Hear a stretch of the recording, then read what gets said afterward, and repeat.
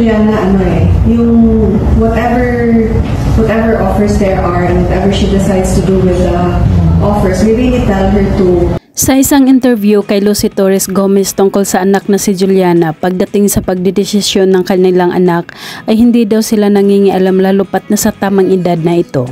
Huwag niya kaming isipin na dapat gawin or hindi dapat gawin. It's up to her. Whatever feels right for the heart, that's what we tell her.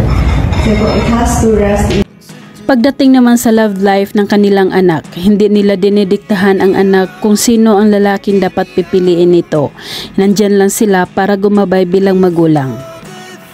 Impose anything on her. I do not dictate. I do not give her timelines na kailangan ganito or kailangan the best kasi wala ko lang ganito. Ganyan din po kayo.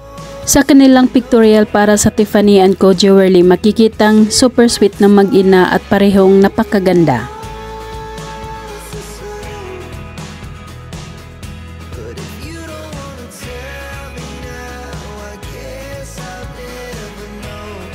Samantala, mga ganap naman ng mag-asawang Richard at Lucy Gomez sa loob ng Kongreso. Pagkatapos ng kanilang event, nagpapapicture sila sa lahat ng mga kasamahan.